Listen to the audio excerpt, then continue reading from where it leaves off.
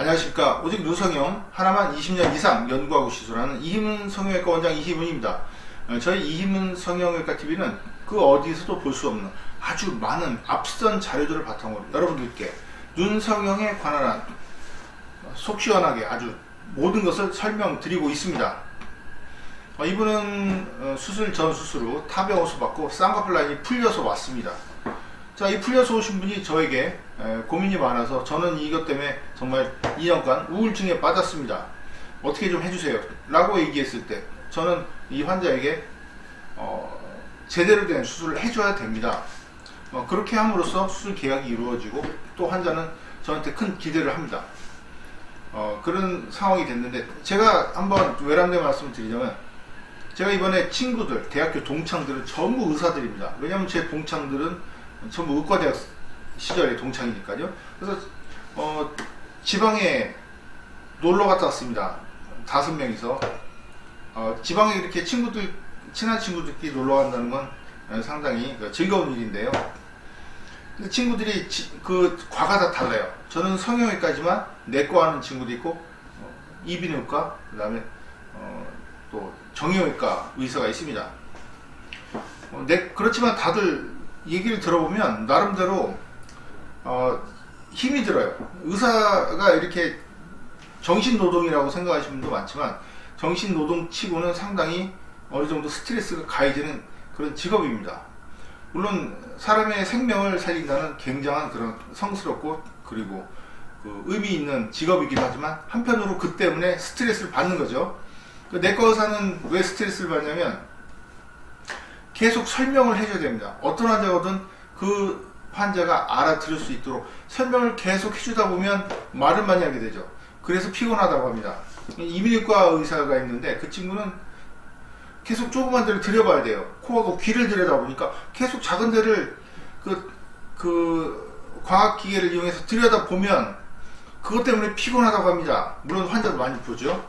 그리고 정형외과 의사는 일단 힘이 들어요. 제 친구 중에 자꾸 힘드니까 수술을 하면 뭐 다리 수술한다든가 골절 수술 이런 거 하면은 상당히 무거운 그런 걸 기구를 이용하기 때문에 마치 목수처럼 힘이 든다고 합니다. 그래서 끝나면 배가 고프다고 합니다.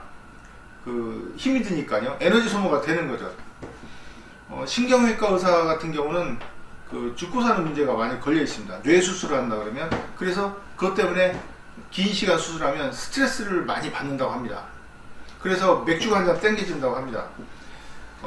제가 그 단적인 예를 들어서 뭐 좀 동의하지 않는 그런 다른 과 의사분도 계시겠지만은 제가 들은 얘기 그냥 말씀드리는 겁니다.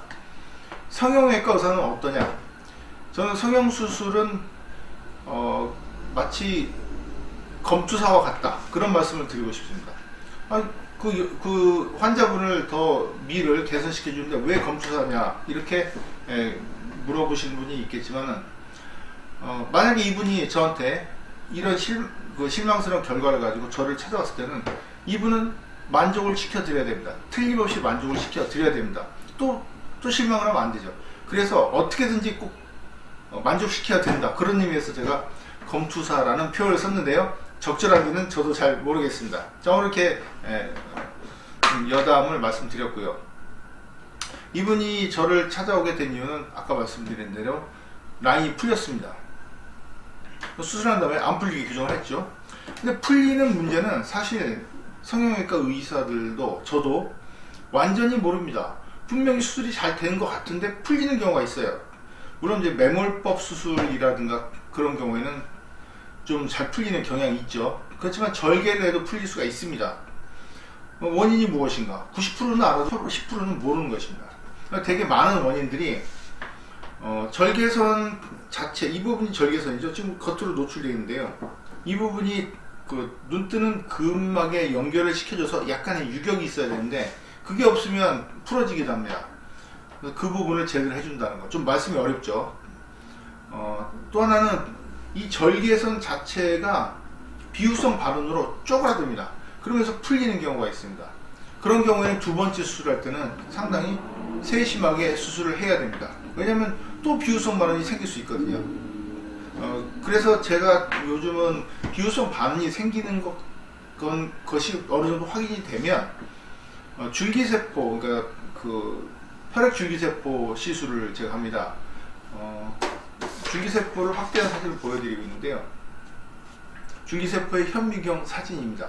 이렇게 줄기세포를 수술 후에 어느 정도 3주 정도 지난 다음에 2회 정도 투여를 해서 비후성 반응을 예방하고 붓기도 빨리 빠지고 회복이 빠르도록 그렇게 요즘은 시술을 하고 있습니다. 풀린 쌍꺼풀이 풀리면 이렇게 눈동자를 가립니다. 그래서 눈동자를 가리기 때문에 안검하수처럼 치켜뜨게 됩니다. 그리고 잘 보면 꺾인 부분이 있는데요.